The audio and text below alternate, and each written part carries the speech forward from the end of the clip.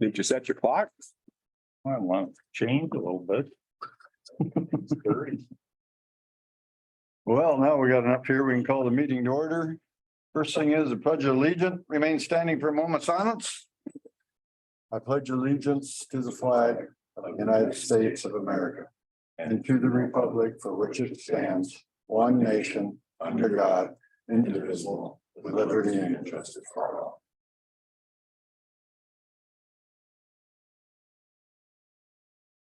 Thanks, everybody. Approval of the agenda. There's some corrections. If not, somebody make a motion to approve.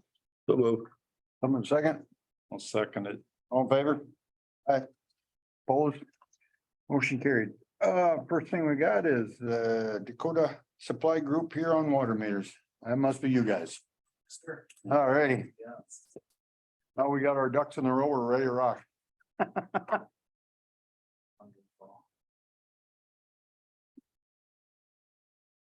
This in. Okay.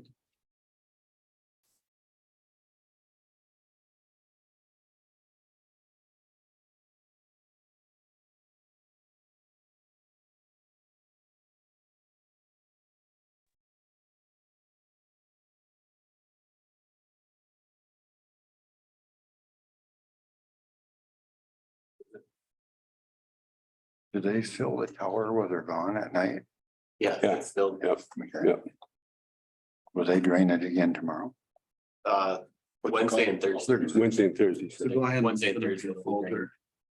Wednesday and Thursday it'll be drained again. Oh, okay.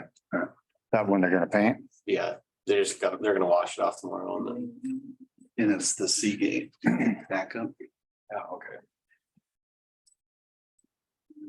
The a PowerPoint that says Good Thunder, the top one. Or right there. Yeah, one more. Yep. Oh, that one, okay.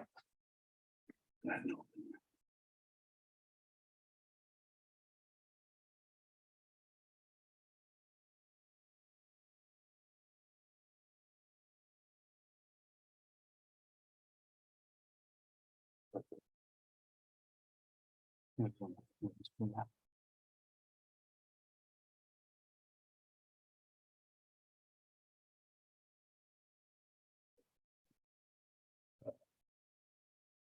Okay, where? Oh, enable content. Yep.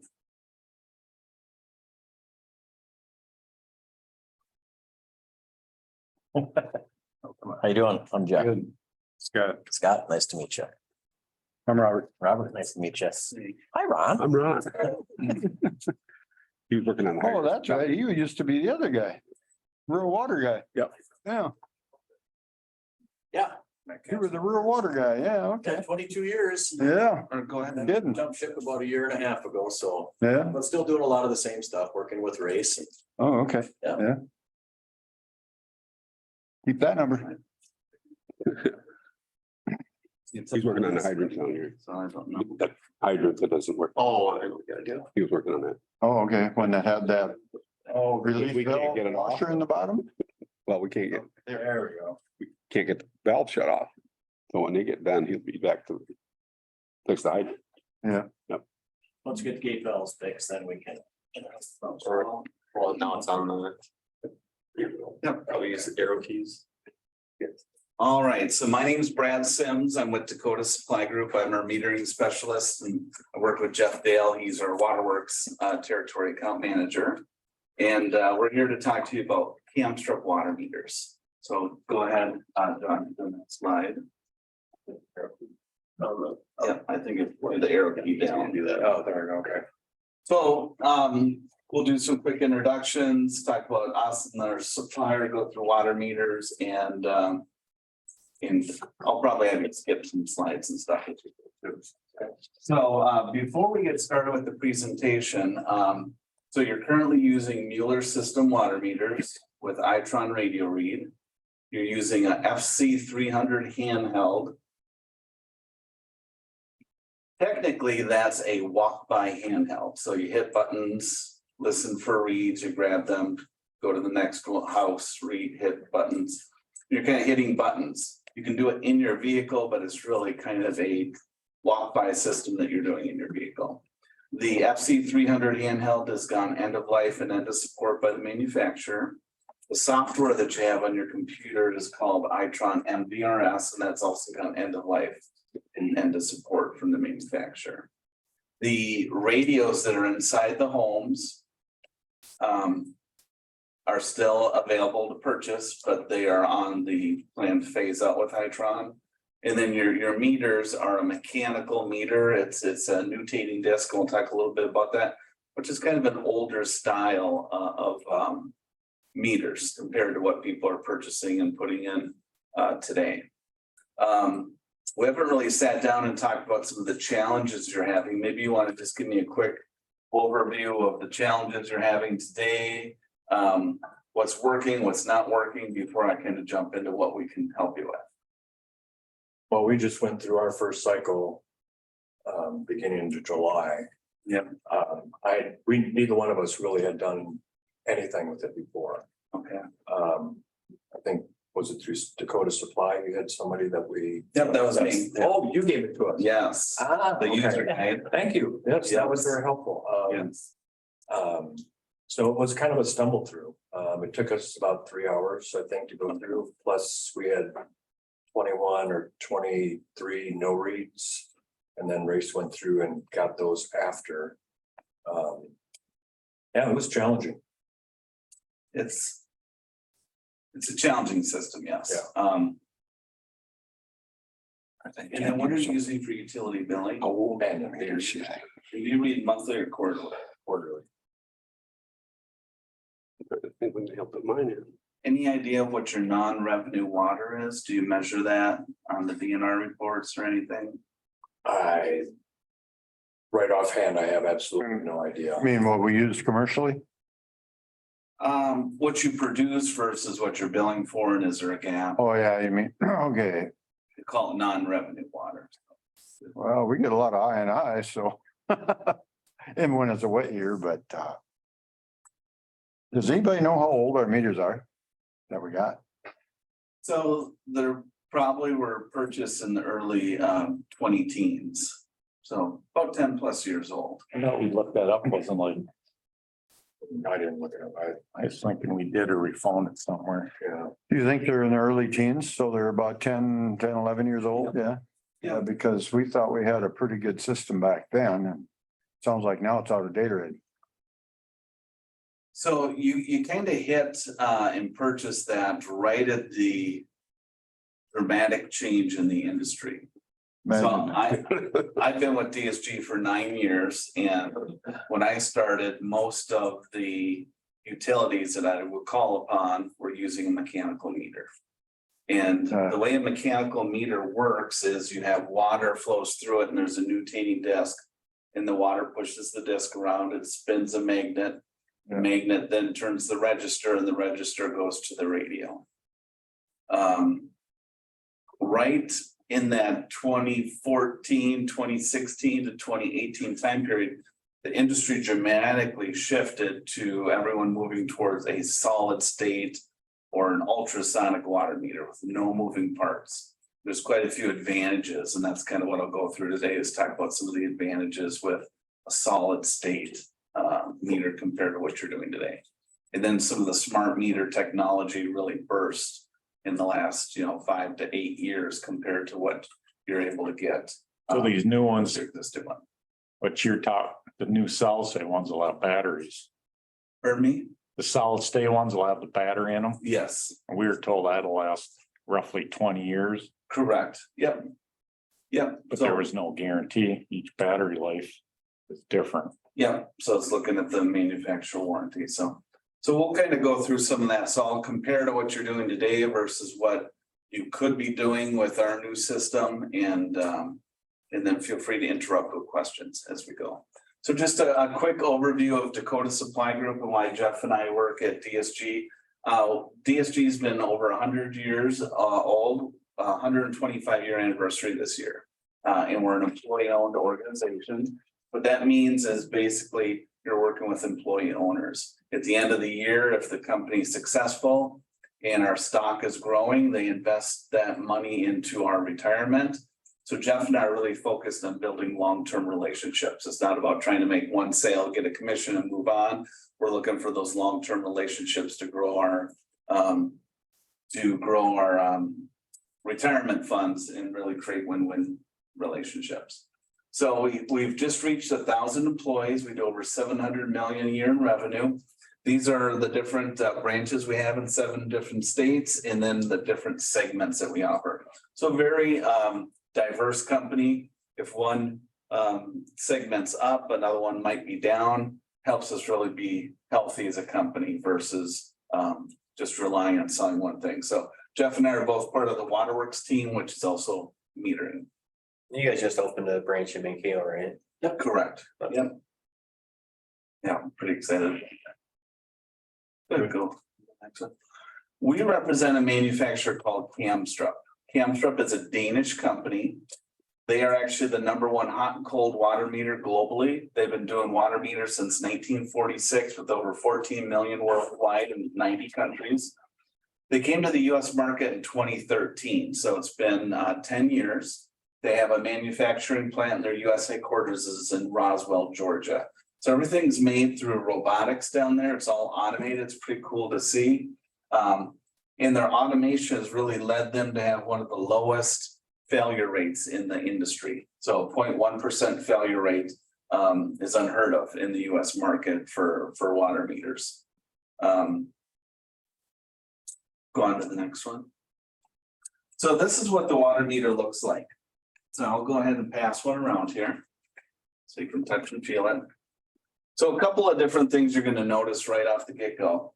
First off, it's a composite meter. It's I can't even say it, polyurethane sulfate, PPS, with 40% reinforced fiberglass. A lot of people ask me and say, do you have any issues with cross threading? We do not, because of that 40% reinforced fiberglass, very sturdy and stiff. The nice thing about this meter is 100% environmentally friendly. I know they're trying to get all the lead out of drinking water. Older meters still have higher lead content in them that if you take that meter out, you can't put them back in. Bronze meters still have lead in them because you need some of that lead to hold that bronze together. So this is 100% environmentally friendly. Second thing you're going to notice is there's no wire.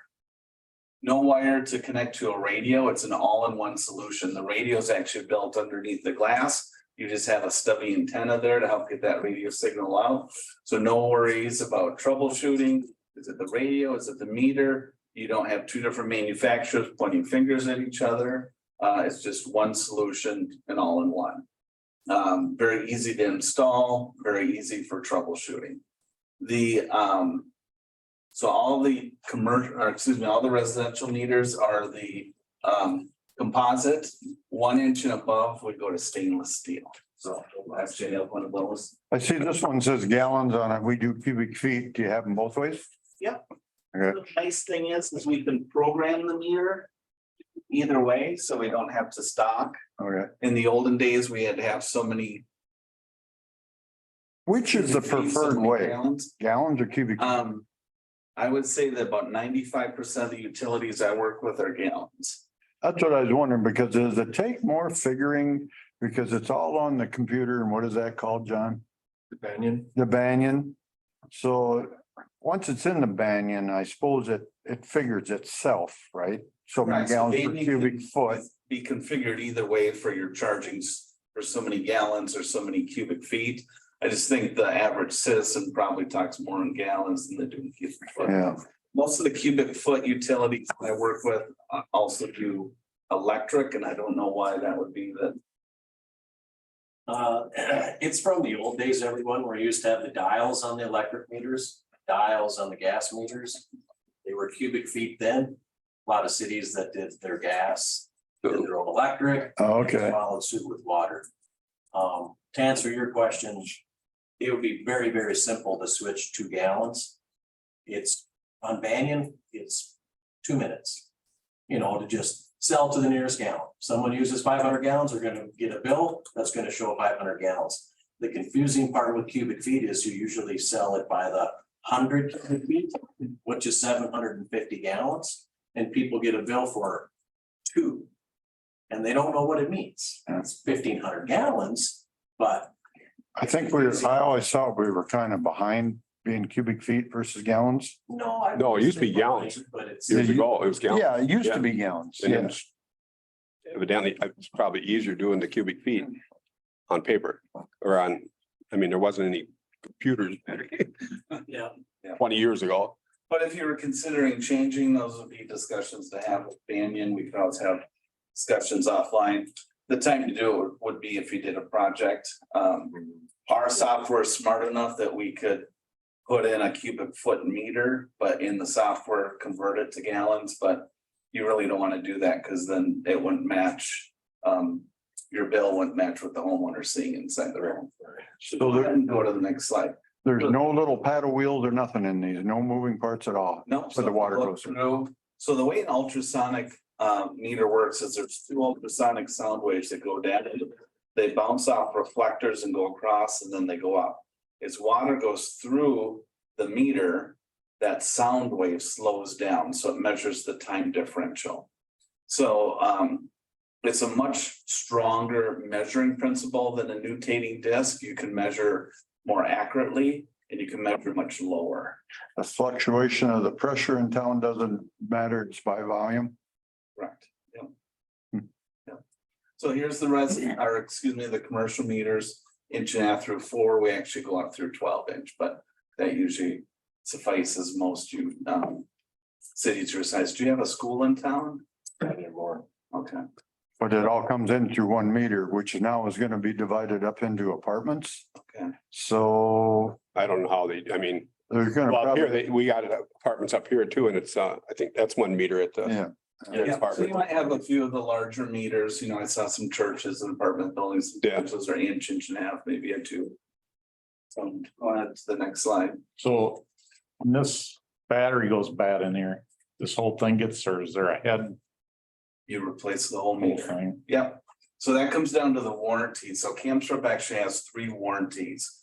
They have a limited warranty. The residential and 1-inch meters have a full 20-year warranty on the parts and workmanship.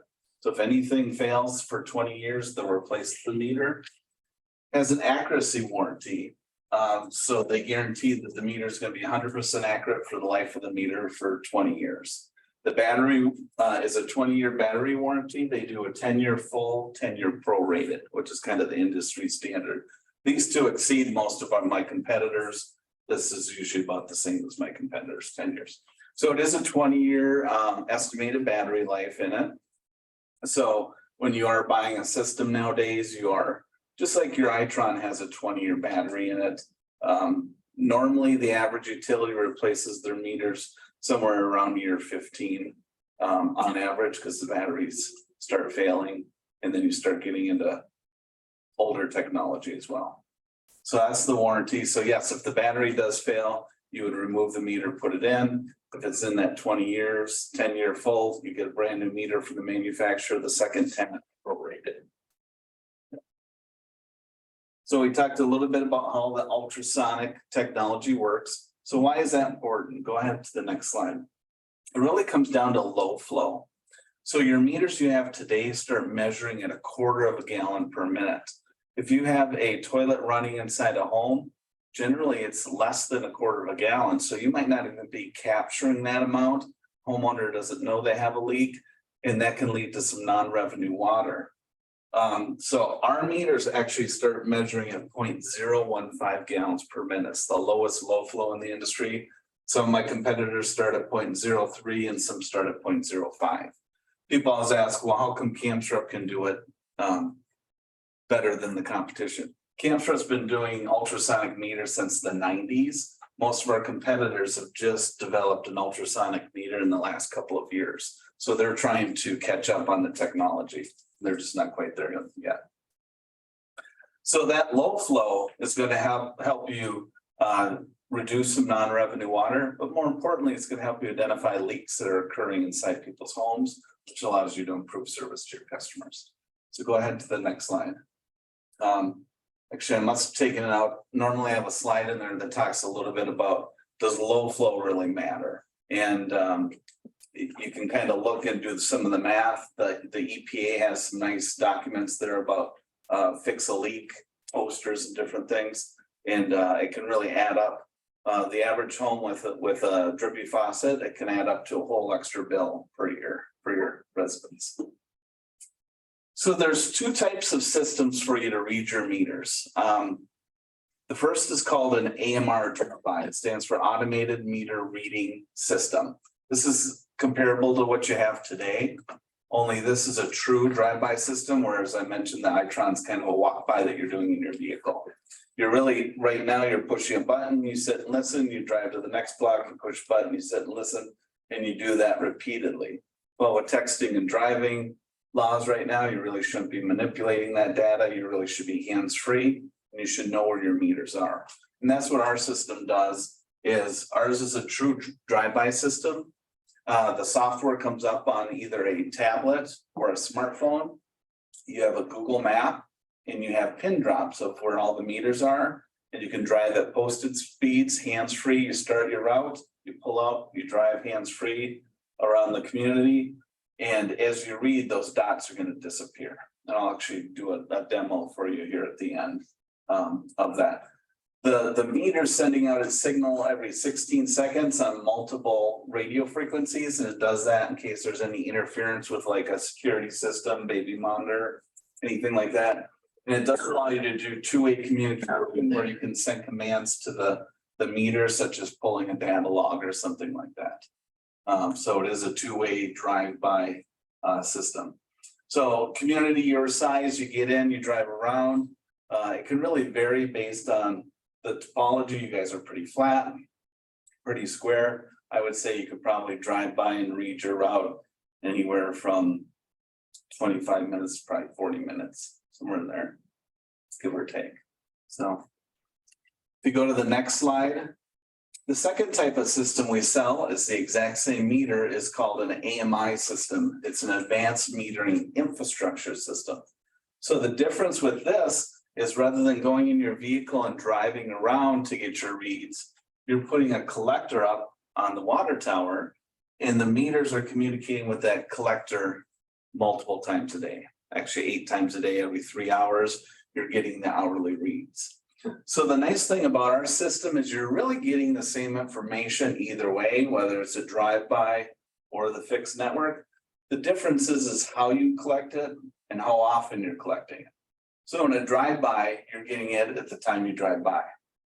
If you drive by once a month, you get it monthly. If you drive by quarterly, I think you said you're quarterly billing, you're only going to identify leaks and other issues on a quarterly basis.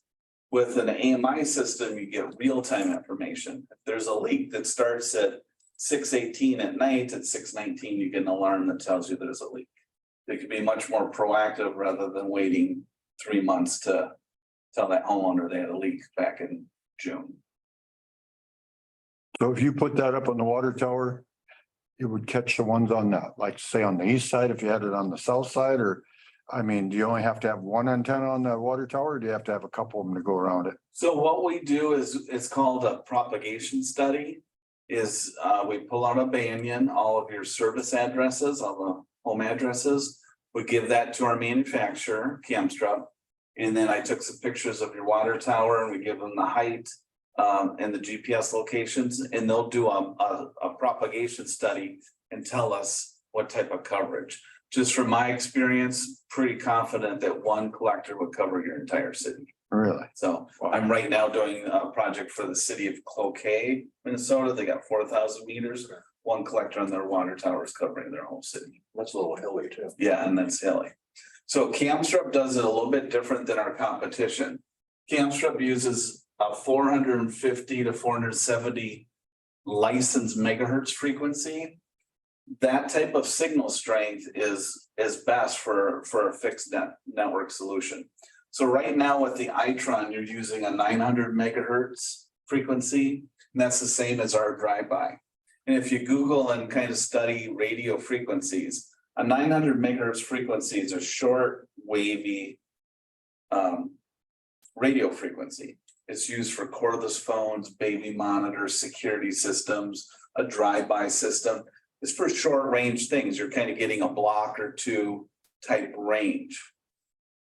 With the 450 megahertz frequency, if you study that, it's a flat, long range signal.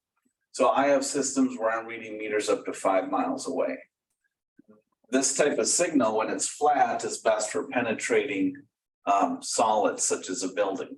So Camstrup's actually their best AMI systems are in the northern climates where our meters are inside homes. The rest of the United States, they're generally in a pit outside, but they have better success reading meters inside the homes because a lot of those pits have steel lids and different things, or they fill up with water. So very good at reading the meters inside the home. So we can do either solution for you. Now, if you go to the next slide, the key is our system is migratable. You can start as a drive-by system and then upgrade to an AMI without having to rip and replace your meters. So my competitors can't do that. So you're kind of future-proofing yourself. You don't know what's going to change in the next 20 years. And you might want to upgrade at some point if you started with a drive-by. The other thing is I have a lot of utilities that say, I got meters dying right now, or we got some new homes coming in, a new development. I don't want to invest in the old technology. I want to start with you, but I'm not ready to replace everything. We don't have the budget for it. So a lot of cities will start with a starter kit where they buy the drive-by package, the software and the reading equipment, and they start with 10 meters or 20 meters or 50 meters, and then they grow as they go. So I did the city of Ashland. They started with 100 meters one year, Ashland, Wisconsin. Second year, they did another 100, third year, another 100, and now they're replacing all 4,000 meters and putting up the collector and migrating from a drive-by to the fixed network. So they just had to work it in their budget and with some other things they were doing. So with your system, would we have the ability to read? Or would we have to change all our meters at once, or does it have an ability to read the other meters that we have that we're using? So it doesn't read the other meters. You would have two systems for reading. So I've replaced a lot of Itron systems. So you kind of go out and you do what you're doing today to read, and you're slowly decreasing that route. At the same time, you start with ours, but you can do it hands-free. So you just turn it on and you go drive your route and you're getting reads from both systems. And then you send two different files to Banyan. So done that with a lot of cities. City of Schaefer, Minnesota by Forest Lake. They were about 450 Itron meters. Same thing, they did 50 the first year, 100 the second year, and then they had a subcontractor come in and do everything the third year. Most utilities just do it all at once, especially ones your size. Our subcontractor would come in town if you wanted to do it through a subcontractor. They would knock it out within 2 weeks, and then you'd just be all on the new system. But sometimes budget doesn't allow that, or a city wants to do it themselves rather than hiring somebody. So the main thing is it's migratable, which is important. So you're not locked in. You can start one and grow, or you can start right with an AMI system. Okay, if you go on to the next one. Here's how the AMI system works. So you put that collector up on the water tower, the meters inside the home. Every 3 hours, the meter communicates with that collector, and it's sending the meter ID, the volume, a timestamp, any notification on alarms, the rate of flow, and temperature. And then once it's there, it's backhauled through either cellular or through Ethernet. So the meters are not cellular. You're just putting in a cellular SIM card in the collector. Or if you have I noticed you have a building next to your water tower. So if you put the collector box inside the building, if there was Ethernet over there, internet, you just plug it into that to backhaul it. Once it gets into the cloud software, then you integrate it with Banyan to do your billing. This is a two-way communication, so you can reprogram certain alarms and things through the network. So you might say, hey, we're getting an alarm. I know Baldwin, Wisconsin, they said, hey, I'm getting a burst alarm on our splash pad. It's just annoying. Well, they were able to turn it off. So good, go ahead to the next one. So this is that propagation study that we would do before we ever move forward with a project that's free of charge Takes a few weeks to do, so we could do that anytime after this meeting, if it's something you're interested in knowing. But we always want to verify that what type of coverage we have, and then also get a quote from a subcontractor for installing the collector, or you could also install it yourself. We have lots of cities that Web the tower. installed it themselves. Your tower is not too bad. I'm practically an expert after watching them go up and down the glass. Yes. Okay, go on to the next one. Here's what the collector looks like. There's two boxes and then an antenna. So the bottom box is about 12 inches. It goes at the bottom, goes into standard power. And then it plugs into either Ethernet, or you have that cellular SIM card and a modem in there. You have two cables that run to this box at the top of the tower that's mounted on a pole with two antennas. So they're 3 feet apart, so it looks like a field goal post. It's gotta be hardwired from the tower down to the boxes though. Correct, yes. So just the two cables, one power and one Ethernet. So I have a subcontractor that I've used for most of my projects. They come, they knock it out in a few hours. They do a great job. Okay. So what information do you get? Because that's the most important is right now you generally with the Itron system, you're just getting, here's the volume, you put it into Banyan, and here's what they did this month or this quarter, and here's what they did last quarter, and it does the math and you bill your customers. That's really all you're using the Itron system for, correct? Not getting any alarms or any other smart data information. So with our system, you could get a couple of different things. First off, we give you temperature. Now the temperature varies based on if it's in a drive-by or if it's in a fixed network. We give you the ambient temperature low alarm or an ambient temperature high alarm. We also give you the average ambient temperature for the day and the minimum water temperature for the day with a fixed network. In a drive-by scenario, you're getting it monthly because it's assuming you're only driving by once a month. So it gives you the monthly minimums and averages, but with a fixed network, you're getting it on a daily basis. So a lot of cities really like that feature. They can come in the morning with an AMI system, pull up, run a report and say, we got about 6 customers. We should probably notify that they need to trickle their water before they get a frozen pipe or a frozen meter. What it tells their house temperature or what the The ambient temperature is temperature at from the the- meter. Yep, from the room and then the water temperature. We give you both.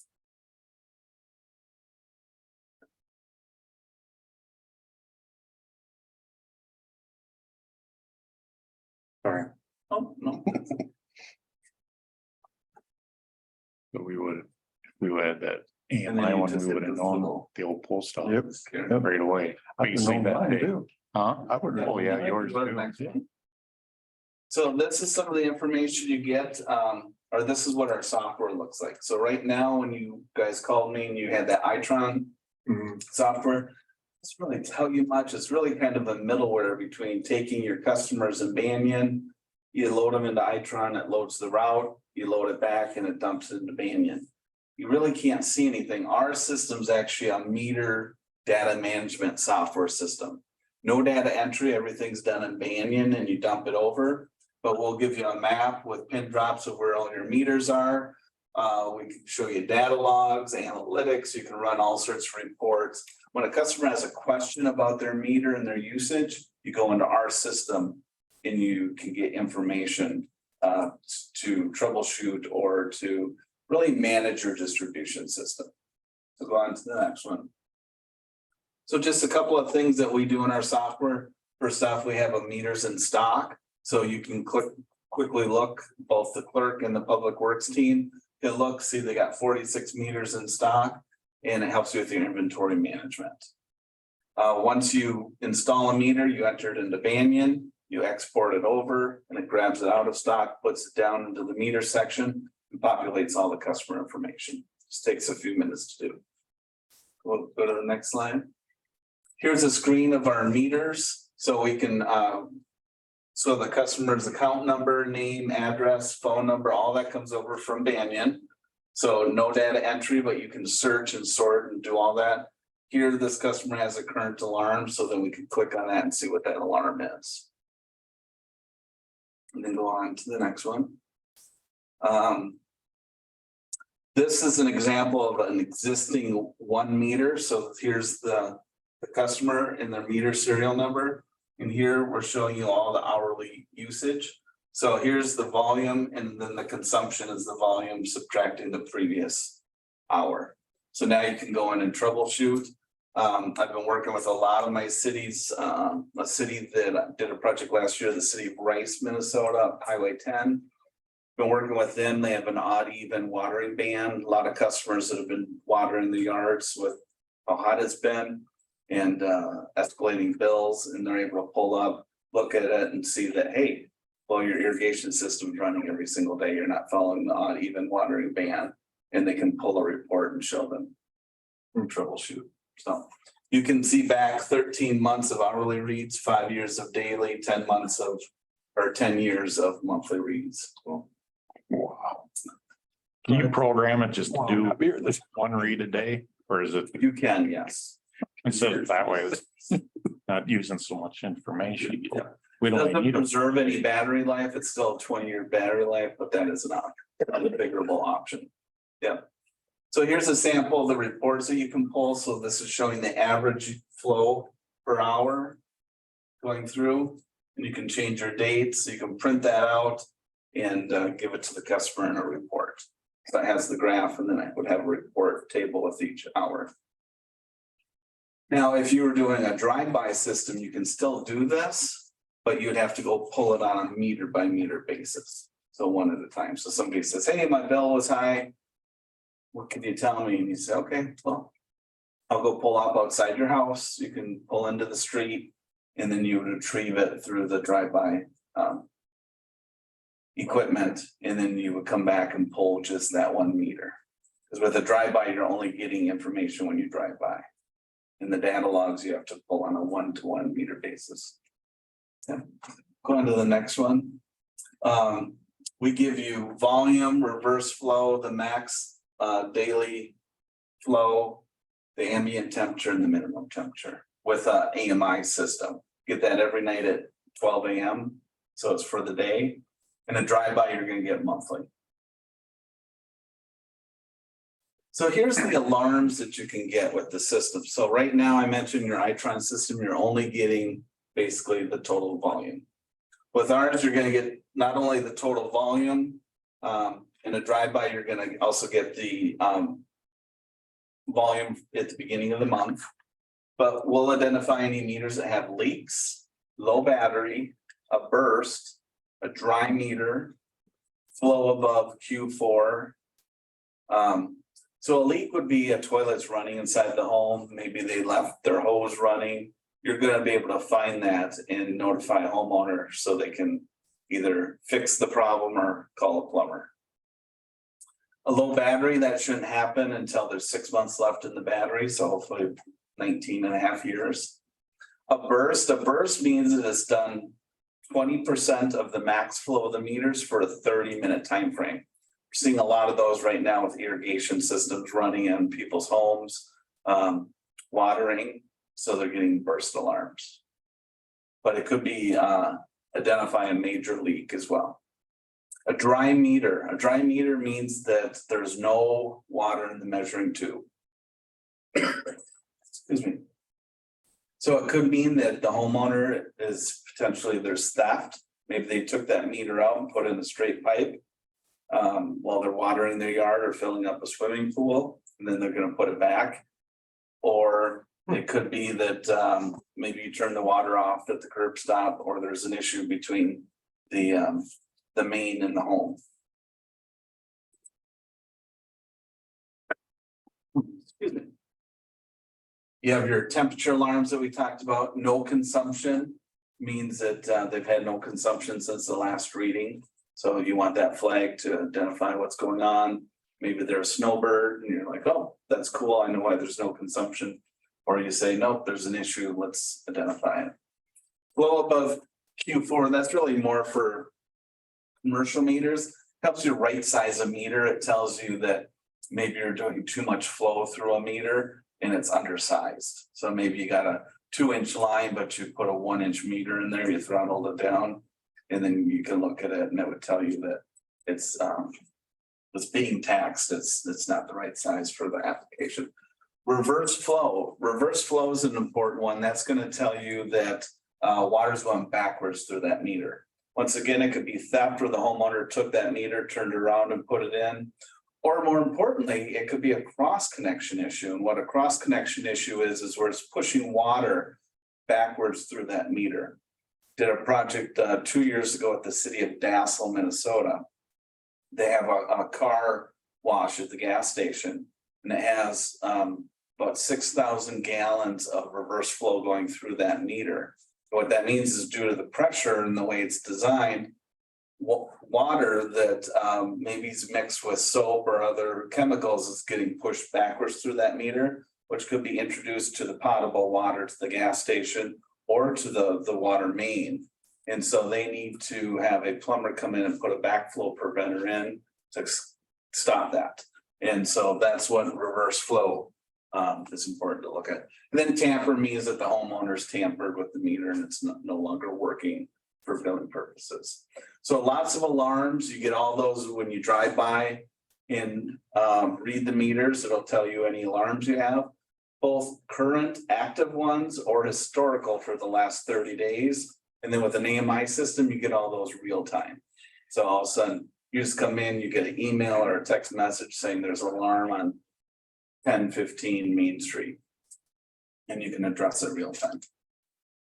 So go on to the next one. With an AMI system, you can do performance reporting to make sure the network's communicating with all the meters so you can manage it on a daily basis with issues. And there is an optional customer portal. Normally cities your size, I don't see a lot invest in that. It's an add-on feature, but this would allow the homeowner to log in either on their smartphone or a tablet or a computer and look at their own usage. Normally that's kind of the larger communities are doing that, but I certainly have some smaller ones doing it. I have one city on the edge of the Twin Cities. They don't have a public works team and they don't have a utility billing clerk. They just have a city administrator that works 2 4-hour shifts a week. So they outsource that to another community. So they bought it because they wanted the system to be automated where it would notify homeowners of leaks because they don't have anyone to look at it and call. And we can skip the next couple of slides. Yeah, one more.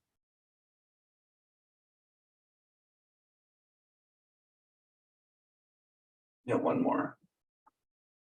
With an AMI system, we do project management with Camstrup and it lays out whose responsibilities for what. We also do that with a drive-by, but the drive-by is 100% DSG. With an AMI system, it's DSG and Camstrup in partnership with me. And that's my installation crew that I use in installing the collectors. So just some budgetary numbers, very rough. I just guessed that you had about 250 meters. Does that sound Right, yeah. ballpark? I just used all residential, the 5/8 by 3/4 inch. I didn't put any 1 inch or anything. Just to kind of give you a ballpark figure. AMR drive-by system would be somewhere in that $72,000 range. The software is a hosted software, so there's an annual hosting and support fee that you pay at $1,575. So it'd be about $74,000. With AMI system, with putting that collector up on the water tower, it's about $107,000. The support, the hosting support's a little bit more because you're dealing with all the hourly reads and everything coming in. That's about $110,000. So you can kind of see the difference. Once again, just real rough numbers on that. Then if you go one more slide, one thing I always talk to communities about is kind of looking at the total cost of ownership. And the total cost of ownership is different than your purchase price in the fact that purchase price is how much is it to buy and implement. All these systems now have ongoing support fees. And the benefit to that is so a customer doesn't find themselves in the situation like you are with your Itron system where it's kind of abandoned. You're probably paying no support, no maintenance. You're probably on a version that's probably about 4 to 6 years ago. With a hosted solution, you're always on the latest and greatest. When there's a new version, you double click and it says, hold on, there's a new version. After about a minute, boom, you're logged in, you got the new version. Manufacturer will actually send you an email saying there's a new version coming out on Thursday. Here's all the new features with it. So it's not stored on your hard drive. If your computer dies, you don't lose your reads. It's all in the hosted cloud with the manufacturer. Amazon data center, everything's backed up. So with the total cost of ownership, what you're doing is you're taking a look at how much is it going to cost us over the next 20 years?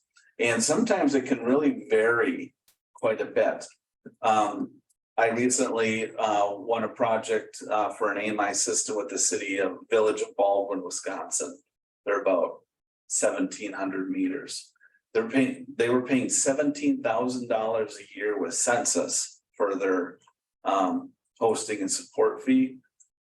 With DSG and Camstrip, it was $4,500. So it was $13,000 over the next 20 years, and you do the math, and it was a pretty big savings that they could get with us. Plus, they needed to upgrade all their meters. Our purchase price was less too. But sometimes my purchase price is comparable. Sometimes I've been a little bit higher, but when we put in the total cost of ownership, sometimes it could be a big gap between us and the competition. So it's always something I always try to highlight and bring forward. We go ahead and skip to the next slide. One more. We could skip the video. A couple of case studies just to kind of give you an example of how some cities are using the system. So if you go on to the next one, this is Chautauqua, Wisconsin. They have a drive-by system. They went out and read their meters. During the winter, they read the meters more frequently, looking for issues. So they read their meters. They noticed the customer had 55,981 gallons of water for the month. Normally they do about 5,000. So they immediately drove, they had a burst and a leak alarm. They drove out and water was coming out of the garage. They contacted the homeowner who had gone south for the winter and discovered that a pipe had broken in the garage and had a leak. So they wouldn't have been able to find that otherwise. If you go to the next slide, similar story, Colfax, Wisconsin with a drive-by system. They read every Monday during the winter, just looking for alarms. Same thing, customer had 19,000 gallons in 1 week. They drove out or they contacted the homeowner. He went to Arizona for the winter, said he set his thermostat at 50 degrees. When they got out there, they saw this coming out of the back of his house. A pipe had burst in the kitchen and they had a ice dam coming out of the kitchen there. So they were able to go inside the home. It's a funny story. The homeowner said, "Oh, my back door is unlocked. Just go on in." And he's in Arizona for the winter.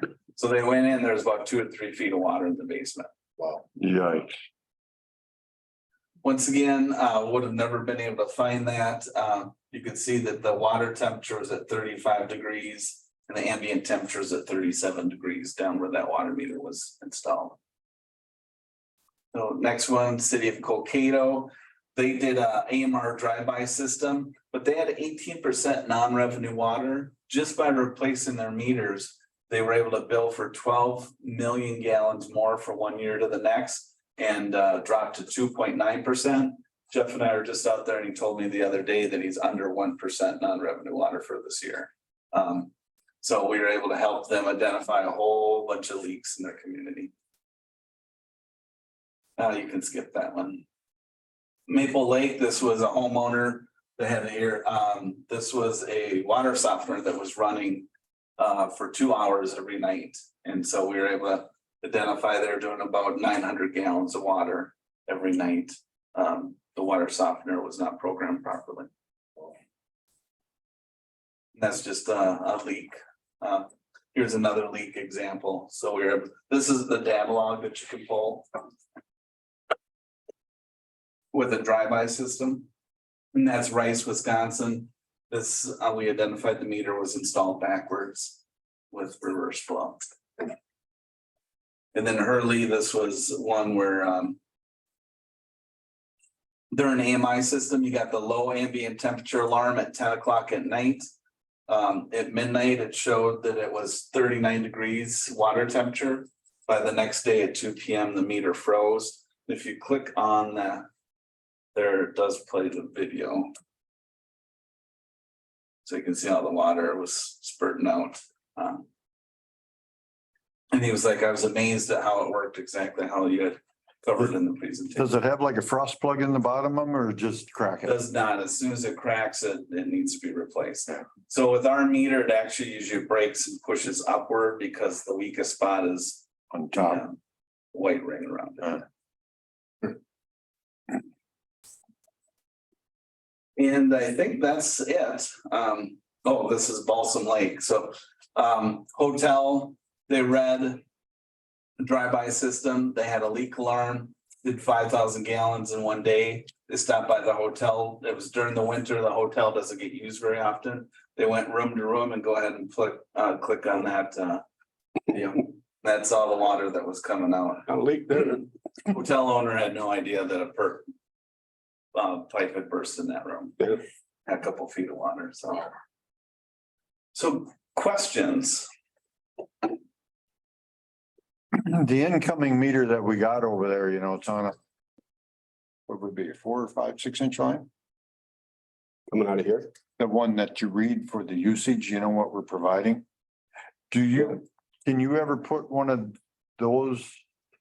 Of your meters on there to every day get a reading what we are pumping out of the ground? You can, we look at that application, is it hooked up to a SCADA system or anything like that? It's a manual read. It's just a manual. Yep, on some cities it will put a radio read meter on there, so you're getting it read every day. Sometimes they want a mag meter because they want a 4 to 20 milliamp output to like a SCADA system or something else. But yeah, we could certainly put, was it a 3 or 4 inch? 4 inch. That's probably 4, yeah. It is, yeah. Certainly, yeah, our meter would work for that type of application. And you'd monitor, you could read it daily, even with a drive-by system, you could just go and read it daily. So with all that information you got from all them 200 meters, can you push one button and say, all the people in the city of Good Thunder used 42,000 gallons a day? Yep. You can. Yep. So then you could push the other button, the meter coming in, and you pumped 45,000 gallons. Correct, so, Okay. Albany, Alden, city of Alden. So, they called me up and he said, hey, I'm producing, each month about 2 million gallons of water. But we ran a report, in Banyan and we're not billing for that. And so we went into our system, we pulled up, a screen, the analysis screen. We said, here's when you read this month, here's when you read last month. We looked at the total usage for the month and we did that back 13 months. And then he compared that to what he was producing and he called me up and said, yeah, I got an issue somewhere. So helps you identify non-revenue water. So the biggest thing over what you're doing today versus what our system allows you to do is today you're basically kind of driving around, doing a walk-by system in your vehicle, hitting buttons. You just get a total usage on the meter. You send it to Banyan, it does the math and you bill the customer. It is the cash register of your business, so that's important to do, but you're not able to do any proactive customer service. So with the new system, with the new meters, you're going to reduce non-revenue water for your city, which is more money. You're going to be able to be proactive with customers where you can improve customer service. And you can troubleshoot more efficiently. And so that's the big advantages with the newer system over what you're kind of doing today. We've had about 3 freeze ones where they busted, you know, and blew the bottom out. And Yeah. pumped water and could have saved a lot of. Well, the one was a large bill that we reduced quite a little, right? Yeah, Yeah. Because it didn't go down the sewer. Well, we don't think it did. it was almost 3, what, a month or so? It 2 went a months long of time, yeah. solid running water. And with reading quarterly, so the thing I found with our system, because it's so easy to read, even in a drive-by type scenario, so I'll just give you a quick demonstration how easy it is to read. The cities that are quarterly, read more than once a quarter. So right now you read once a quarter just for billing purposes. With this system, you might read weekly or monthly. It might be monthly in the summer, but weekly in the winter. Because you're trying to identify issues and handle them so you don't have a 90-day issue that piles up on you. You can solve it in a week. Could show if we had a water main break too, So what we have here is pump house that either a smartphone or a tablet, and you download an app called the Reedy Manager. And then we have a converter box. There's a kit here. I'm just gonna use the stubby antenna, but what we normally do is it's a coax antenna magnet roof that goes on top of the vehicle that you could drive by. And you have two of these, so you can put one on each side of the vehicle so you can drive by faster. You go into Banyan, you create your route, you send it to the software, to the Reedy Manager, just comparable to what you do today. Then you go into this app and you log in. We hit send and receive and it pulls through the internet, any updates or changes, new meters, name changes, all that. Then we click read meters, so it's basically just 4 buttons. So we click read meters, we choose our route, and it's created Good Thunder with 10 meters that are out in my vehicle. I click start. And you see a map with the pin drops, and as I drive down the street, it's reading all these out in my vehicle right now. The pin drops disappear. So it's just 100% hands-free to go driving around. The meter sends out that signal every 16 seconds, so. so when you're all done, if it shows 2 or 3, that tells you What either you have the left. meters. Yeah, and then it tells you down here, 11 out of 12. I can actually click on the one and it tells me the address and information of which one. That's what you're on. Just for comparison with ours right now, when you get to the end, if you didn't read 3 meters or something, you had to start at the beginning and arrow through everyone until you find the ones. And if you miss it, then you have to start all over again. And when it reads one. Oops. So I just hit send and receive. It's pulling through the internet, all the meters from the software. I choose my group. And then I have my Google map and I drive down the street. If I wanna know which information about a meter, I can click there. But the drive-by, you're reading each side of the street, maybe a block over on each side. Yeah. So I'm down to 2, it says 10 out of 12, and then I got the one left to read, so. If you do with the antenna thing, you can do that daily in here. Yeah, you don't even have to do anything. You That's just what I log mean. in the software and Yeah. you just see all the readings are in there. Yep. And then when I'm done, it tells me I have 12 alarms. All mine are dry because they're in the back of my car. I'll just show that. to you real quick. We use our group. Let's start. That's all my meters. And as they read, and drop it. So it's like playing Pac-Man. Drive down the street, eat your dots, and you're done eating your dots. You're done with the route. You can see all the information in your app here, or you can send it back to the server and you would log in, the clerk would log in and look. So it doesn't show you if there's an issue there, you have to log in. It'll show you. It'll show you down there if there's like a water. So right here, it Okay, I tells see me what you you're got on. 12 Okay. alarms. And then I can go in and look at all. Okay. And all mine are dry. 40 years ago, he was a walk-by meter reader. And a basement guy in every house. I did, I read it. Some were not nice. They're carpeted with dog stuff. Yeah, So Brad, explain the difference of not having to have a rugged handheld reader now, the advantages of. Yeah, so that Itron FC 300 handheld that you have right now was $7,000-8,000. Itron traditionally every 3 to 5 years discontinues that handheld. And it's not just Itron, it's most of our competitors that have a ruggedized handheld.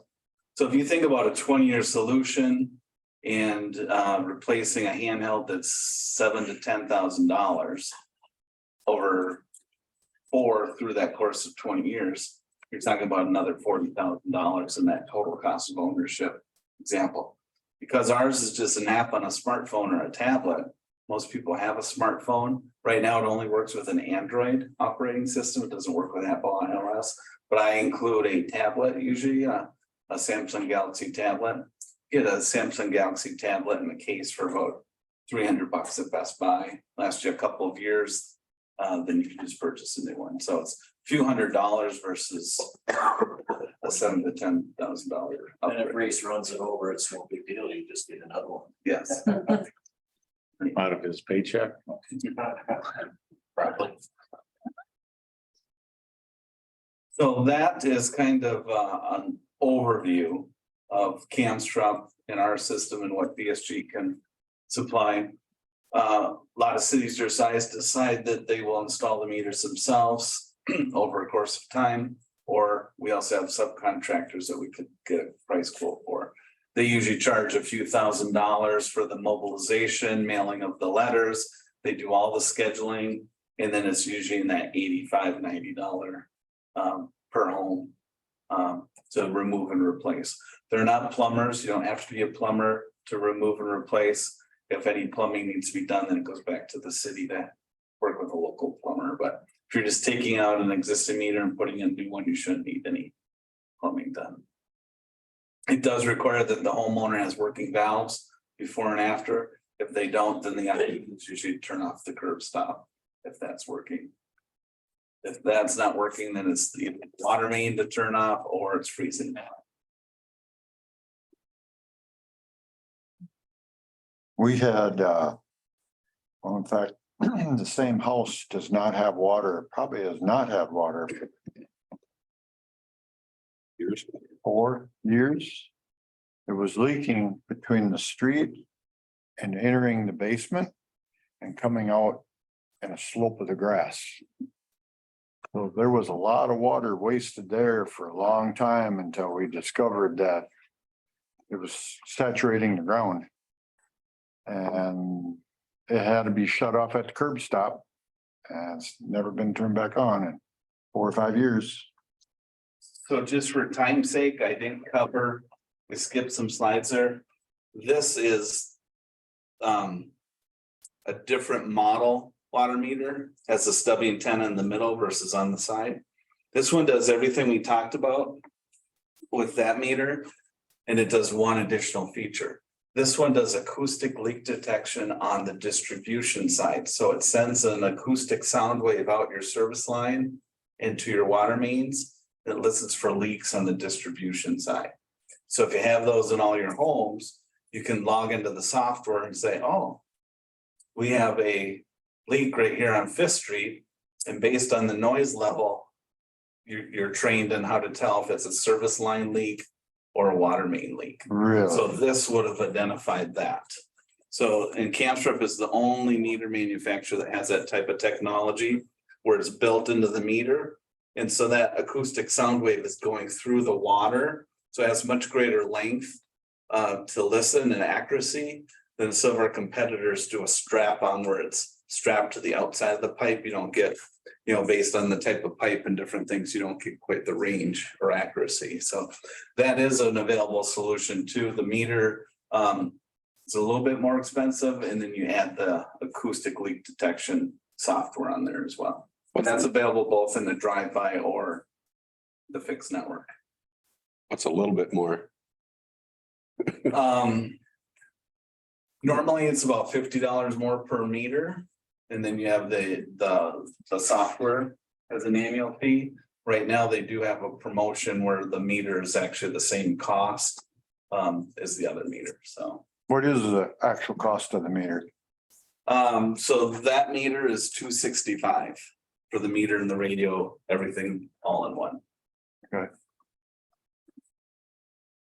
Yeah, like, what the heck did we pay that last time? It costed like,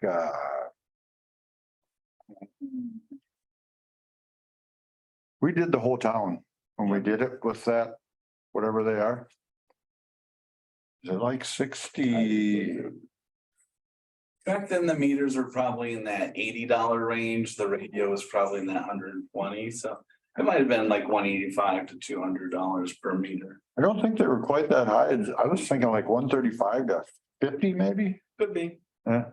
And we have probably actually, I think what Tom said when he's done all that computing on their water bills, I think we have 220 commercial residential combined, Okay. 220 meters.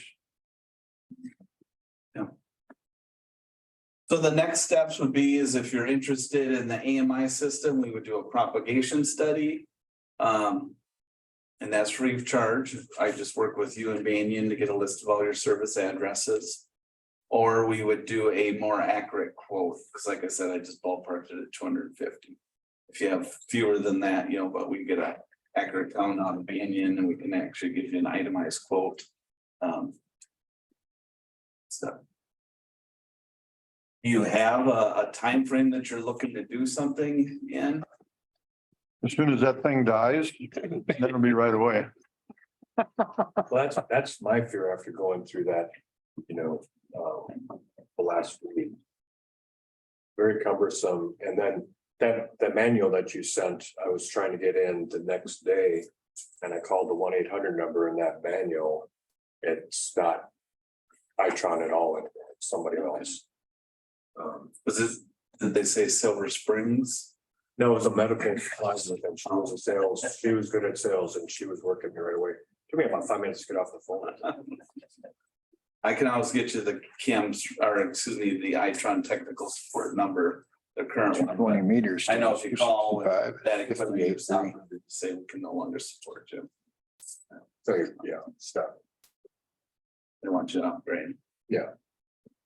If you took, just say the 220 meters, and yeah, there's a few commercial ones versus it, but times that 265, that's 58.3. So how much is on top of that yet for all the other stuff and the support? $6,000, 6 to 8 grand. somewhere So, there. okay, so say we ordered 220 meters, and like I say, we got there's probably be a couple of 2-inch ones and maybe a couple 4-inch ones, whatever. So that, say $60,000. Yeah, I think my quote for the 250 was what was it, 79,000? Yeah, 72, 365. So if you took 265 times 30 meters, that's 8 grand, so.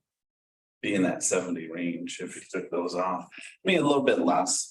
Yeah. Because we might be able to reduce the software. Level and stuff like that. But we can get you an accurate quote once we get true meter count. So those would be the next steps is, I usually recommend go do a site survey of some of your commercial ones like the church and anything that you think might be an inch or larger, take a picture. Let's make sure we know type of lay length and stuff is in there, and then we can do an accurate quote for you. how big is the locker? 1.5 inches, maybe. Oh, really? Yeah, Anything you wanna add or Somebody's size, it might not even be that, because they don't, they just use a hose down there too. I had a 1 inch. What do you guys think Mine- about the leak detection meter? Just out of That- curiosity. That would be a big plus. And it I mean- doesn't matter if it's PVC pipe, copper, galvanized, it uses the water. That's why I was skeptical of at first, when I heard about it as well, if it's PVC. Because leak detection, acoustic leak detection, like I've done for years, Yeah. PVC doesn't conduct sound, it doesn't vibrate. Yeah. Where the cool part of this technology is it's utilizing the water. So if you've got new PVC service lines like we're all putting in now, very few cities are putting copper in just because of the cost. So in other words, if you had a leak halfway down this block and it started pinging, it sounded like a submarine underground, bing, bing. And the same thing with the software, it's gonna alert you when you read, Yeah, or if you have fixed space network, obviously you're gonna get to see it. But when you have multiple locations for that sound, let's say it's your service that's actually leaking, like what you brought up. But you live across the street and you live just over here. All those meters will have sound on them for an extended period of time, yeah. but the sound on your service line is gonna be the loudest. So it doesn't tell you where to dig, So it's gonna erase The the, area, So you could actually, you wouldn't have to put one in every house. You could randomly put them well. you have- 2 in every block or something. yeah, but you were saying those are the same price as the other ones. Same price. Yeah, right Right now. now. Yeah, It's gonna give you the ability to really narrow it down to an accurate locate. Yeah. The more that you have, because you didn't have one and Brad had one, but it was your service leaking, but the noise is on his line. You know, the investigation is just more difficult. And if you want to explain how that works, Brad, there's a minimum number of services anyway.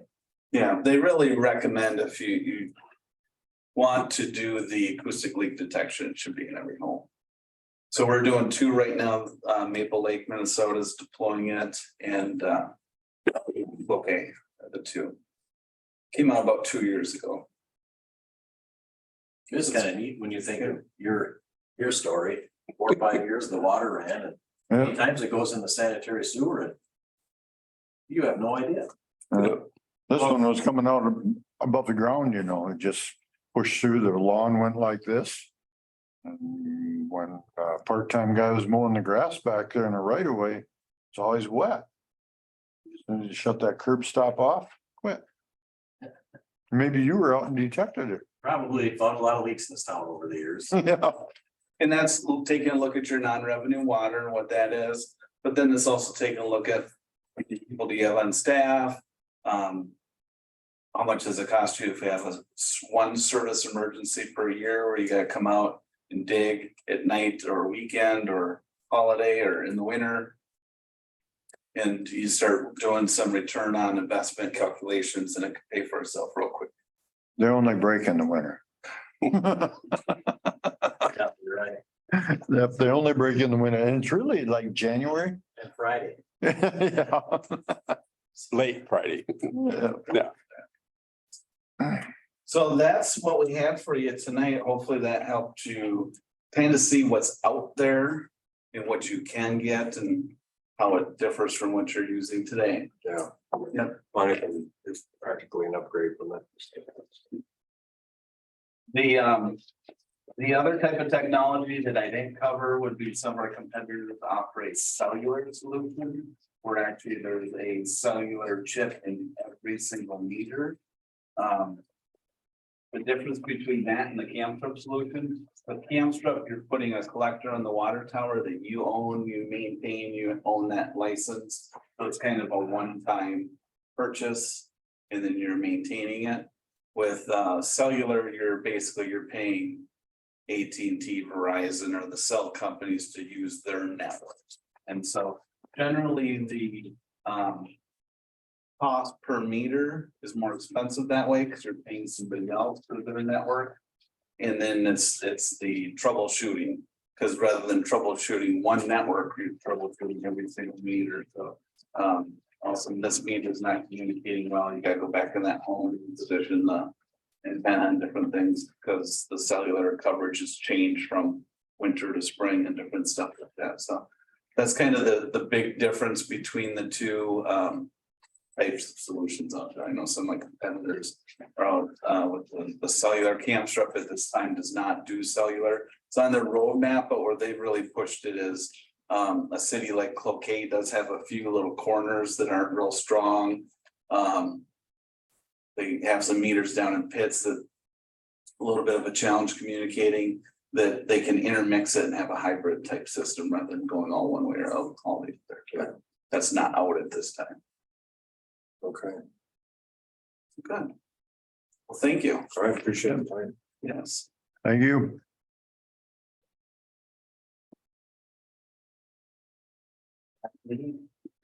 More windows tomorrow? No. No, you're done. Well, I think you had other items that you're gonna cover, so we'll. Yeah. Yep. Well, Right. thank you guys very much. Thank you for the opportunity. Have a good night. Yep.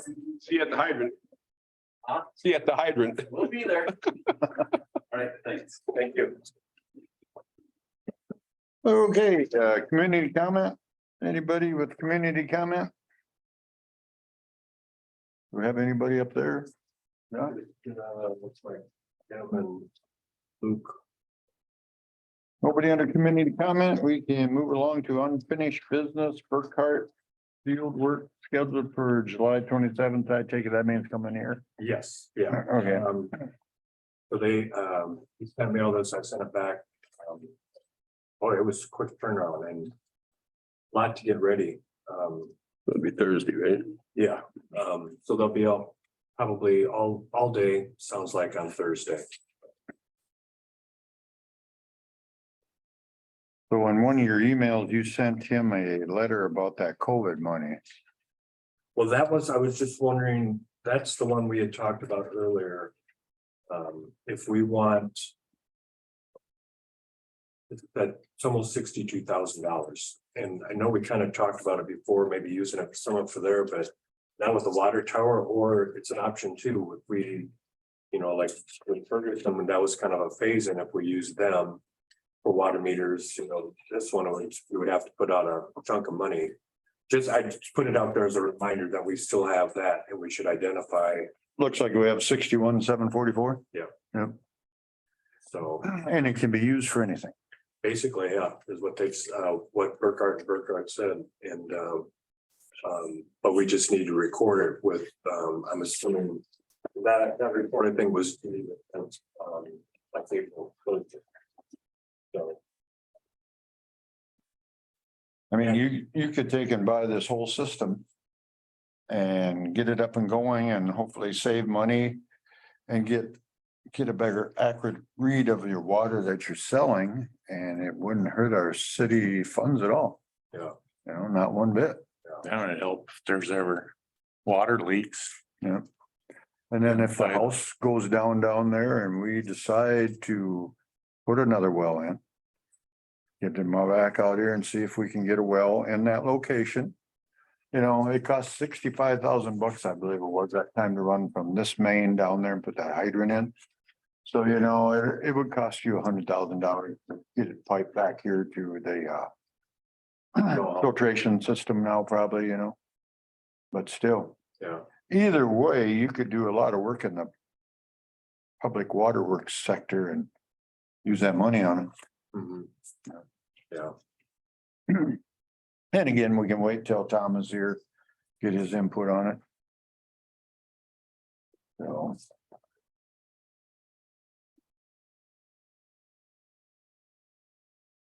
Let's see. New clerk starts tomorrow. Welcome. You want to do all this, John, or you want me to go through it or what? well, yeah. I can, I guess, if you want. Okay, go for it. Both of them they're doing their smoke testing, they put up the door hangers today. It was posted on the web and in the post office last week. The post office actually has a copy of the map. Basically everything west of Front Street, right? Was it Front or was it Holiday? Holiday week outside. Yeah, it's Holiday. Yeah, okay. Central Tank's been a little challenging. Their schedules changed quite a few times. But now I posted, Race had an update this morning, so they did the repairs today. Tomorrow they'll be washing. Then Wednesday, Thursday, they'll be priming and painting, which will require the tank to be drained again both days, so it came in a little bit this afternoon to run a few things, and there were a few phone calls asking about the low pressure, so. Like Ray said, it's pretty much those that are further away. The outlying ones, yeah. Yeah. And like that main going up to these guys' house is the smaller one, right? That's what we've talked about. The cul-de-sac, No, going up. Holiday, 4 inch, yeah, yep.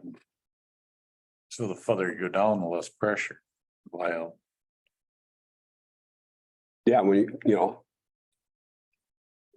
well, anybody on top of the hill in a way, but yeah, the 4 inch and it doesn't circulate, so it's gonna be less pressure down there. Yep. But if all they want is notification is the biggest thing. But as far as we know, everything with the tank, that'll be done Thursday, right? On the current comment that they've given me, it should be painted by Thursday. When they were coming, they lost a day on the first day because they were coming and they got to New Richland and he said their trailer hitch broke off the truck, so they had to go back, get a new truck, so they lost a day on that. Okay.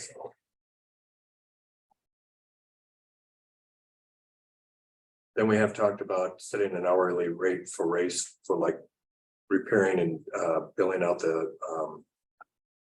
work for like the vandalism. Yeah. I think we talked about $50, but I think we probably, I don't know if that needs a resolution, because it will need to go into the city code too. Or is that something we want to wait for all four of us, or all of us are here too to talk about? Well, what happened has happened already. So yeah, we just find out from the lawyer if it has to be just a motion Okay. or a resolution, put it in the code. And 50 might be a little short because then you're talking truck or tractor and. Yeah. And stuff, I would think you'd want that so. 75 to 100, because you know, when somebody does a little vandalism and they get caught, it costs more money. Don't want to do too cheap, do them a favor. No, it just, but like I say, that was 50 was like, I was thinking more or less just covering race, you know, well, you're not just covering race, you're covering. Yeah. Equipment time Right, right. and, Say you had to go repaint a wall, yeah, no, right, yep. you know. So it needs to be a little higher, I would Yep. think. Is that right? $532 for that cleanup day?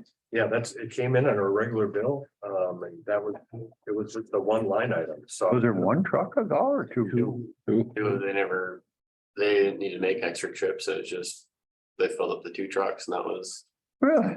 yeah, by the end of the day, they had a smaller truck and a bigger truck, the smaller one was full and the bigger one was about full, so. Oh.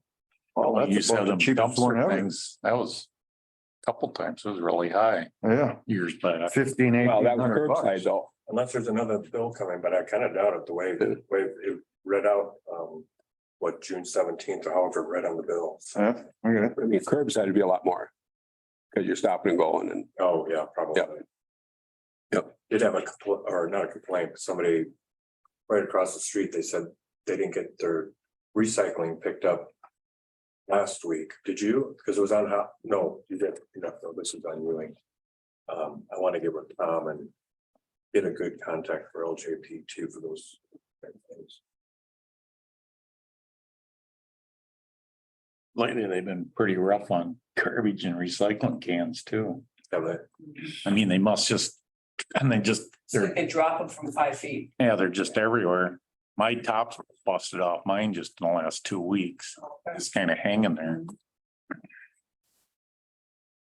Last week, half of them were, it wasn't windy and half of them were laying and they weren't even close to where you put them in the morning. They're not stopping. Yeah, they're just like Yep. fast going as they let them drop as they're driving away from what I was told, so. They're the ones that fix them though, right? They come out. Yeah. with the covers on. Just call Yeah. and they bring a new one. I've got, I mean, it shouldn't happen, but yeah, and it's their. Whatever you want to call them. Baskets. They're Kirby's, right? Yep. Yep, all right. and so, was it last month I talked? Captain Barda from the sheriff's, office had, contacted me about that siren that Blue Earth County was updating or testing and updating, and they have that grant.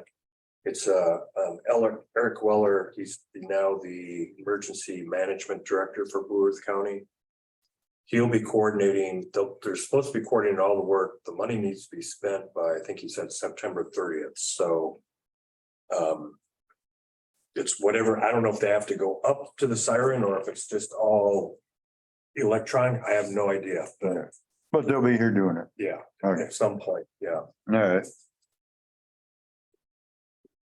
And then I included, Helen had wanted me to check with the insurance on the archery range, and we're good to go, and they also sent a template for the waiver, personal liability, which something we may be able to use for other things. Okay. But this one now is specific for the archery, so when I'll get Kellen, I told him to give me number of people he thought, and I'll make copies, so he has that for archery.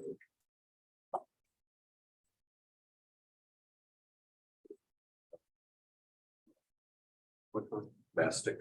Oh, yeah, getting a price for that mastic. If we want to go forward with that, give them a dollar amount to, Was he correct when he said about $10 a foot then, or? so he said that. It depends, it averages out to about $10 a foot. If you have a thinner area that like along a curb line, he said that. That'll make your dollars per foot cheaper. Obviously, if you have a pothole. Then you start sinking more into it and he said it's.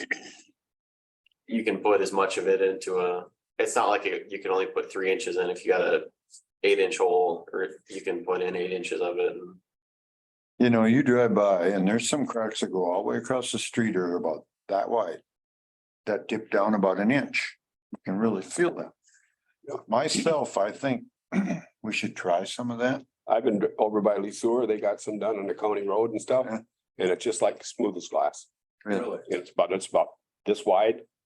You know, it's all the way across the road. It's gotta be what it is. I mean, Yeah, and it's just as smooth as can be. I can really. show you what it looks like on they've done it at Mayo, the hospital, Yeah, well, it's- like I say, it's just, and. you've probably driven over it, but you don't realize it. Like around the manhole. Well, I think, you know, that manhole that we were by, with all that spidering going on, that's the only way to fix it. In you the know, catch and- bason down there. Well, yeah, Yep. he said that it would work great for anywhere the catch basin is dipped. There's that spot on Minor, right, almost kitty corner from your house. Where it's dipped down quite a bit. Yeah, I seen it, right? Okay. Yeah, So, like I say, around that man or that water shut off up by. On the end of this road. Yeah. It sticks up there, you know, Yep, the main, yep, you know, Yeah. that's, and you don't have to, no, some cracks that had been done to. yeah, so he said that, or they came on Friday and did Okay, what they said they were gonna do for crack sealing. I see that it's. Some of it's a 1/4 inch at least below the yeah, roadway. it didn't seem like it was. Yeah, I don't know what to say about that. I, even, What should be done is sprinkle in some red rock in them cracks. You know, because it was hot enough this week. If you drove over, it would stick in there. yeah, but anyway, it just. I thought they'd do more, I guess, you know. Is that Nothing that? down in that in the town. That was for what they had, for what he came for, those are the streets that he said he was gonna. Yeah, okay, yeah, I mean, He said he can go from what? So wide to, was it a 1.5 or? I can't remember what size for the mastic you're talking. Yeah, I can't remember what he said the box sizes were. I feel like it was like 16-inch or, everything I see is right, I didn't measure by no means, but it's a good foot yeah, there's. across the road. because your street down there is getting a lot of spidering Yeah, going on. Ask him sometime if that's good for a large area, you know, where say you got 6 feet by 30 feet. Ask him if that's better than milling out, put blacktop back in. Yeah. Ask him that once. But do we want to, well, wait maybe until Tom has some input, but myself, I think we ought to take some money and do some of this. yeah, I mean, it. What I've seen, I don't know how it's gonna last, but I mean, it's good. I told Ron, but I called the county to see if he'd ever, because he's the one who told me about or put me on to bargain. So I called him to see if he'd ever had any experience with it, and he said that Blue Earth County they don't use it. But that's not because it's a bad product, it's because they already have a different. They got that machine that has Yeah, red rock right. and They got a tar. different system, so it doesn't make sense for them too, but he said that Nicollet County uses it, MinDOT uses it, and there's a handful of other counties that he said. Used it, so. Well, once you get a kind of a firm, but then again, it depends on the width, cost per foot. Right, Is it 10 inches, 12 inches wide, is $10 a foot or? that's, he just said that's what it average, if you took everything that you do, that's generally what it averages out to, because the longer stretches that are thinner is gonna be cheaper, and then if you have bigger holes, then you'll put more into it. It's worth a try, I think. Put it back for the next meeting, John or Sue, somebody, and we'll talk about it then. Mastic again? Yeah, Okay. get some input from Tom, see what he thinks, you know,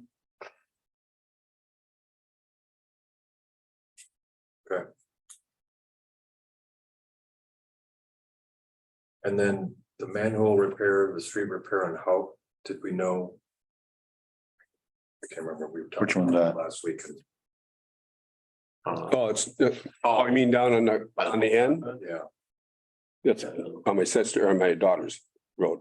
oh, okay. Down By there. the post office, no, wait, Yeah, you're talking, Yeah, we talked about that last week. oh, manhole repair and street repair. So the street for, Oh, in front of the post office. Oh, yeah, that's, yeah, right across the street from the post office, yeah. That's gonna get done. So, yeah, and that's this summer yet too, Yep. right? Well, Yes. this fall, yeah, As soon as, Yep. we're waiting on Boning first to do the manhole, right? Or. yeah, so. well, that's a sewer manhole, so that's nothing to do with the water. Yeah, but we're gonna No, straighten it out. But though, we'll right? straighten out that one too. Yeah. We're gonna cut off like 4 or 5 foot of it and raise, it's like 12 foot deep or whatever, I mean. Get And down it's to all where brick, it's but good. it's solid. Yeah. It's not leaking, you can tell that. So.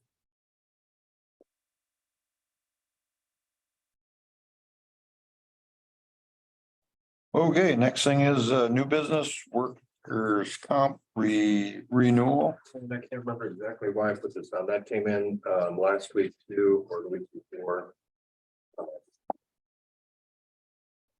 Something, but I'll have to remember what it was. Last week was kind of nutty, so. We'll have an invoice to pay on it though too. It's about a little under 11,000. I think that'll be.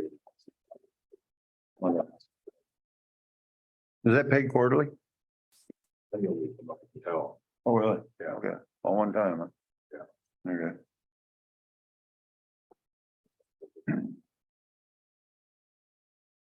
Maybe the next one is just our FYI for everybody, maybe, yeah? Yeah, so I did the appeal. I checked with Kennedy on Brian. We're still employing him. We should not be Right. liable for any of that, so Yeah. the appeal's gone in. Well, when you file unemployment from one, they look at Yeah. Whoever everybody. contributed. If you work in 3 part-time jobs, Yeah, every person that yeah. to let them know that he's filing. And then 2 building permits and that done already. Those are the 2, those you can, the ones you can write the numbers on, starts at 2023-10.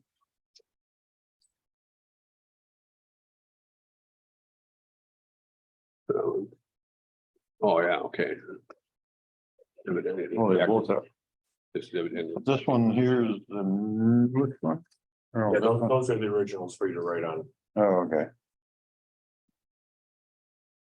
So, anybody got any questions on them? Those two, The Peters one. I'm pretty sure I was looking here, there's an alley that's we're gonna have to fix to get to that garage. Yeah. You know what I'm talking about, Robert? yeah, the one that goes east and west? Yeah, it goes down, you know, south. And then east and, it goes east and west. that's this house right here. They're putting their garage right here. That's where they just had cleared for it. Oh, okay. Where, but are they I was told they were coming off that between, Well, there's a house here now. you know, but This alley goes, it kind of goes and curves down here. Yep, and then it dead ends. Just a little to the Yeah. left there, Ron. they're using that same, is that an alley out? The alley Yeah. comes straight. Is it a true alley though? No, No. what, is it what? Is it a true, Yeah. considered Got a true water- alley? This, Water main going through there. okay. And yeah, and then, but I'm not sure, they don't show it on here, but I know even when my father-in-law lived in the old church here that was like considered an alley. Yeah. That goes to the east, right? Yeah. But what, to the west, Oh, to the west, Yeah. yeah, off the one that goes off the one south. that goes south. Yeah. Yeah. So. Do have to, take crushed rock in there or whatever and build it up and I don't know, as far as making a waterway on the. Be on the north side, otherwise you're. It needs a lot of work back there because the house that got moved in there, Got too much dirt on it. it's got crap back there like you wouldn't believe. Yeah. And that kind of goes back to the. You gotta haul it in there. Yeah. From what I'm getting. So that's, you're gonna have to get a hold of that, it's a client, Yeah, I believe. Yeah. And, he's supposed to come and clean that alley out. Yeah. Because there is not, it's on the right of way. Yeah. Some of the clay, Oh, okay. so that's gotta be cleaned out. It'd be up to city to rock it, I'm sure. Yeah. But And yeah, there is some rock in there, yeah, so. But that's, like I say, it'd be a matter of a couple loads of rock. It depends on how much. We gotta build a ditch along the north side to keep the water from going across it. But it's gotta be cleaned out back there first. That's for sure. So I don't know how we get a hold of the one that's in I think charge of they've that. already been talking, I think. Yeah, Well, I got his number if you need it.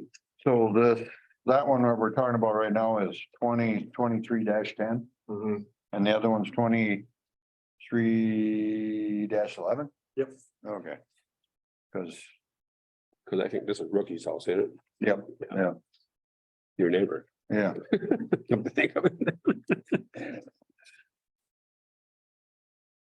Get one for that one, didn't you? Any questions on either of these?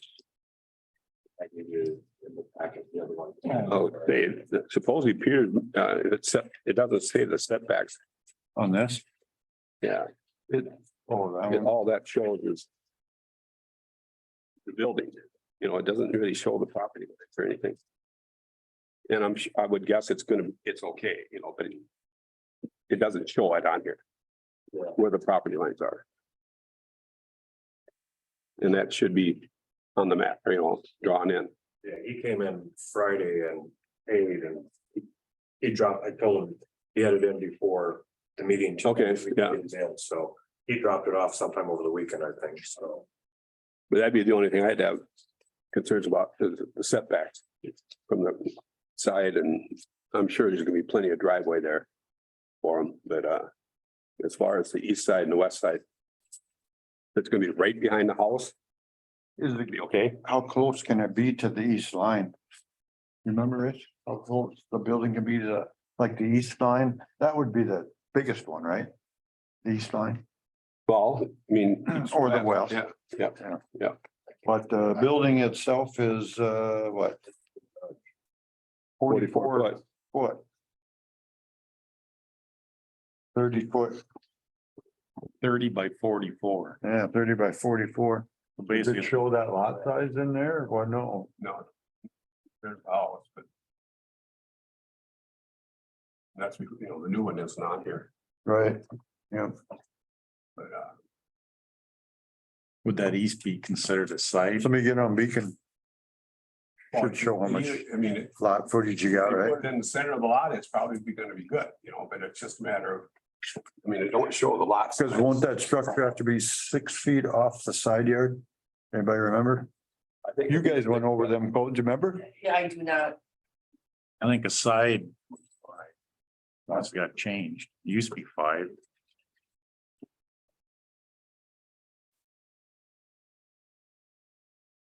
Don't turn that 5 each way, it's 10 feet by right. So then if we could get on their Beacon, how big that lot size is. Make sure they got enough room. East and west is the only Yeah, problem. North yeah. and south are. I would guess so, yeah. I mean, they're gonna have a driveway there, otherwise they're gonna have to park on the hill. But, and I'm not sure, we'd have to look in the policy, but 5 feet don't. About like 6 does in a way, I know years ago it was 5. Unless but they- that, yeah, whatever it could be. I mean, I'm not arguing the point, but just. Maybe want to hand them back to John there, Scott. There you go. 30 foot wide, it's gotta be, 93 front, 93 feet in the front footage, right? Well, it looks, This one here, yeah. That's the frontage of it, that lot? yeah, that'd be the north. Yep. So then if you go in behind the house, it starts shrinking down. yeah, It doesn't have a position of where the garage is gonna be versus the house, does it? No, no, all it's got is the garage in here and it doesn't say anything about. That dark spot where it says like 2, 3, 4. that was that old shed, Yeah, yeah, that they tore all that down where the roof collapsed. yeah. They hauled it all out of Oh, there. there's nothing there now? No. Okay. No. Streets. Was it last fall? So when Near the snow. Collapsed. It really don't show their south footage there, does it? Right there, that 20 feet, that's the alleyway. Okay. Both of them 20s are the alleyway, or the right of way or whatever. Yep. So if you went up above and you took off about 25 feet, right? If you went on the north end and went straight down, take off about 25 feet? Where's that 23 feet? 23. So then you'd have. You're gonna lose 46 feet. So you'd have 46 feet on the south end, does that look like? Oh, you'd have more than that. A little bit. Almost gonna have to call them and tell them to stake it. So we got a good idea where it's gonna sit, how far away from the house it's gonna be, Yeah. you know, Have him stake it yep, and then so we can look at it, you mean? Right. Okay. yep. We just don't wanna issue a permit and then it's Right. too close to one neighbor or the other. No, Cause we can end it right now. We could just figure it out before that. yep.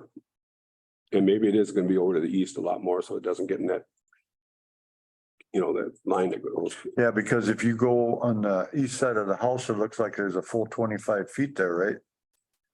yeah, And then the house looks like it takes up 50 feet. Is that right? What it Good. looks? Yeah. 40-ish maybe. So I would sure think they can, and I'm pound some stakes, yeah, you know. Yeah, it sure looks like they'll have enough room to do it. But we just want to make sure. If they keep it closer to the house and Yeah, Oh, that's probably weird property line because that was probably the old railroad track, right? Yep. well, yeah, somewhere's in there. it's a. Fertilizer plant was in there. And that's all part of it. Somebody want to make a motion to approve these and contingents that one there will be meet the guidelines or Right. setbacks? Yeah. That work?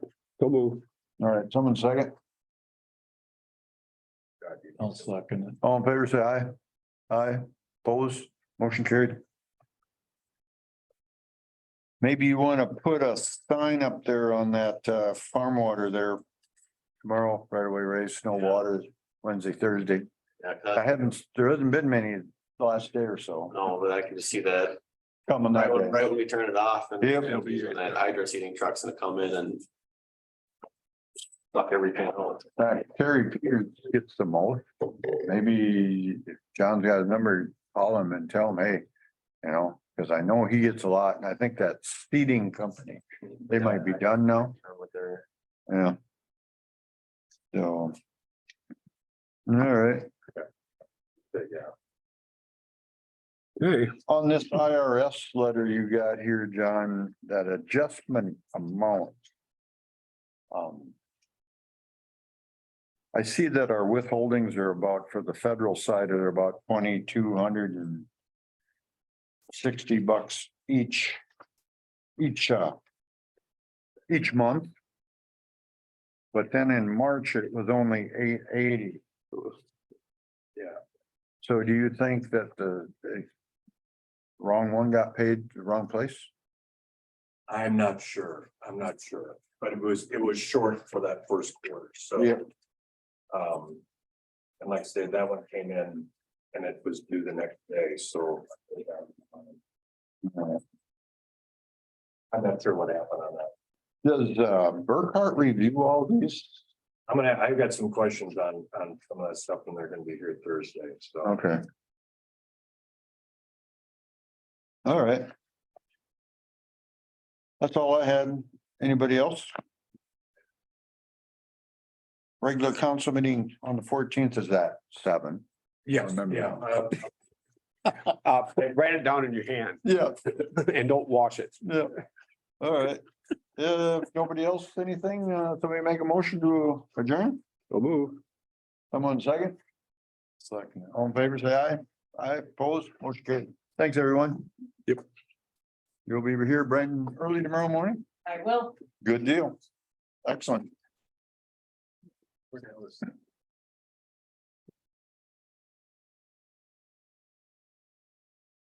You get asbestos on this? My tool, he's saying, oh, even if something get the window out. Oh, okay. And my goodness, Thing they really do it. They see, damn it. Oh, really? Yeah. Well,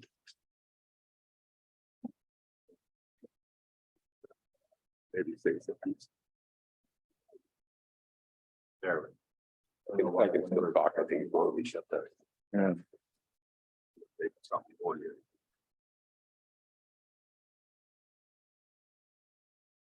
And, That's what I had. and for all. I don't have to.